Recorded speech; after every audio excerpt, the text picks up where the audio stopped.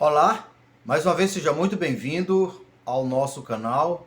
Meu nome é Charles Araújo e eu quero estar continuando neste vídeo falando a respeito das duas testemunhas, não só as duas testemunhas do Apocalipse, mas mostrar para você que essa questão relacionada a duas testemunhas se trata de princípio, desde o começo do relacionamento de Deus com o seu povo. Para Deus poder julgar alguma coisa, julgar alguém, um indivíduo, uma nação, só poderá se os acontecimentos serem registrados por duas ou mais testemunhas. Não pode ser apenas uma testemunha. Isso era contra as leis estabelecidas por Moisés, desde o tempo em que Israel era regido por juiz. Então você precisa entender a esse respeito. No vídeo anterior, nós mostramos primeiramente que a prosperidade é dom de Deus. É da vontade de Deus que o seu povo prospere, para que o seu povo se desenvolva.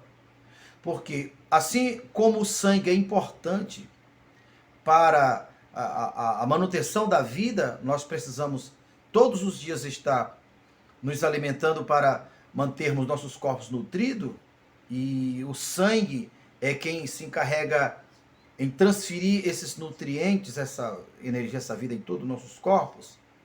Assim também, as finanças é para o indivíduo, para o pai de família e para aquelas pessoas que assumem a responsabilidade de divulgar o reino. A propósito, a respeito disto, Paulo, ensinando o seu filho na fé, Timóteo, ele diz para Timóteo o seguinte: Timóteo, nem um soldado que vai para uma guerra, ele poderá ser sustentado por ele mesmo, pelo seu próprio trabalho. Nem ele, na sua pessoa física. Imagine se esse soldado tiver família.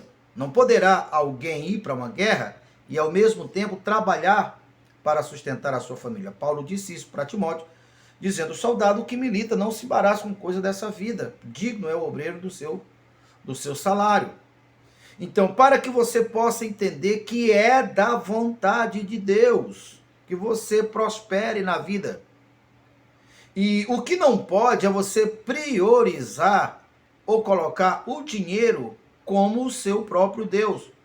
Porque aí você estaria pecando contra o próprio Deus, porque o próprio Jesus disse que seria ao mesmo que adorar a Mamon, um outro Deus, um concorrente do próprio Jesus. E lembrando que Jesus, ao fazer isso, não faz porque ele é ciumento ou porque ele ficou com um pouco de inveja.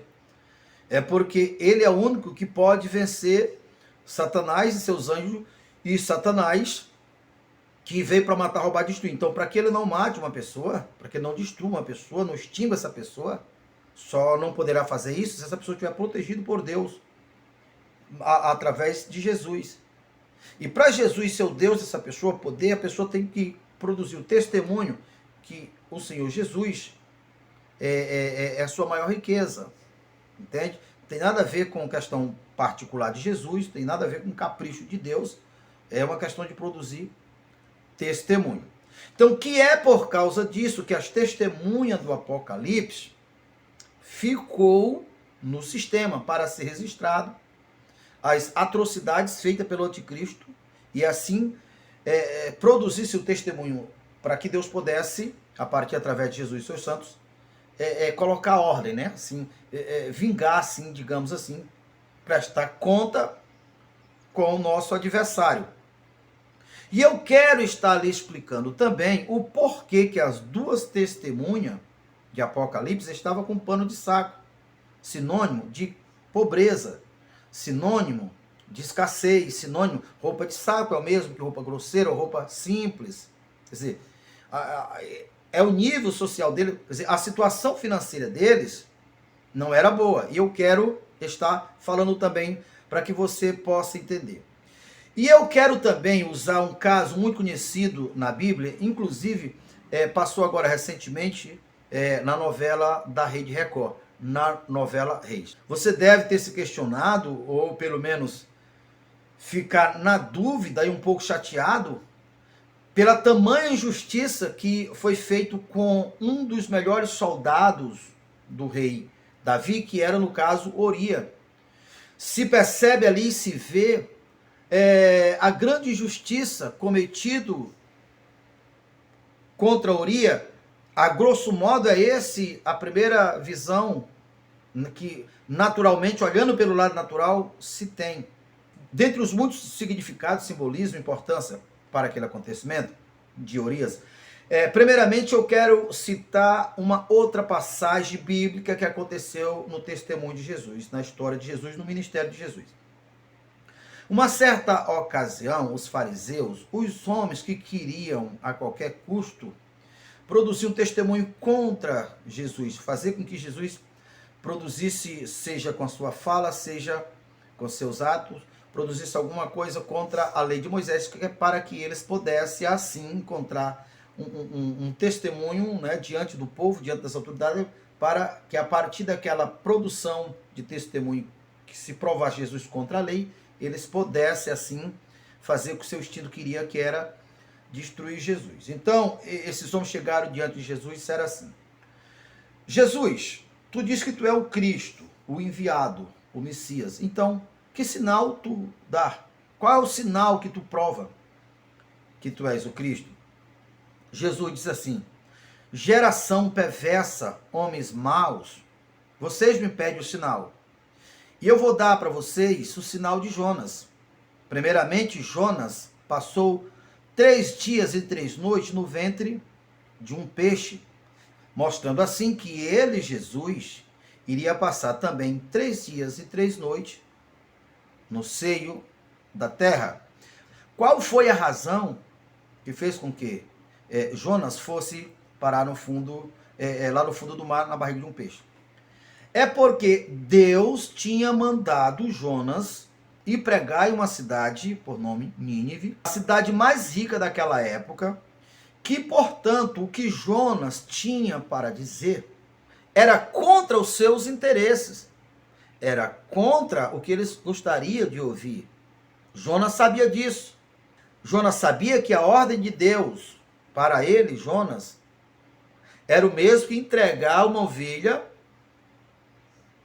na boca de lobo. Jonas sabia disso.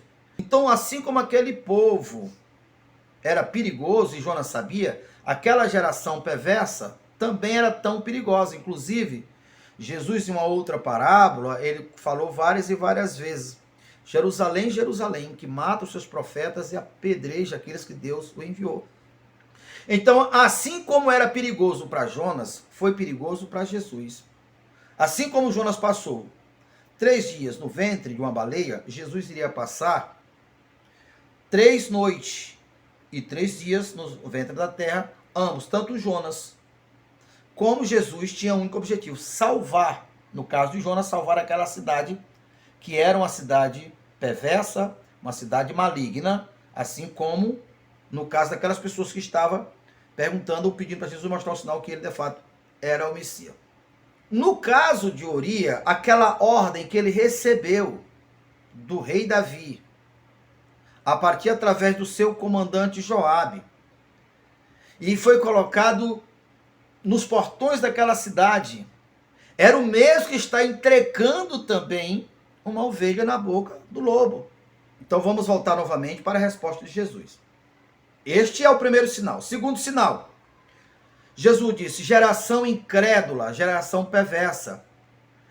Quando Nínive ressuscitar na regeneração, ela irá testemunhar contra vocês, aquela geração de Jesus. Porque Nínive, que foi a cidade que Jonas foi enviado, Jonas ouviu a Deus a partir através de Jonas e se converteu. E Jesus disse: aqui está quem é maior do que Jonas. E vocês não se converter, a justiça de Nínive irá mostrar, provar as suas incredulidades, que você não está perguntando apenas porque quer de fato descobrir de verdade. Vocês estão com malícia, geração perversa e má. Então veja, compreenda o porquê das testemunhas. Aquela geração de Nínive irá testemunhar, porque ela se converteu com uma pregação e com um mensageiro de menor valor, de menor autoridade, de menor credibilidade, porque entre Jesus e Jonas, Jesus é maior. Inclusive, Jesus disse isso. Está aqui quem é maior do que Jonas.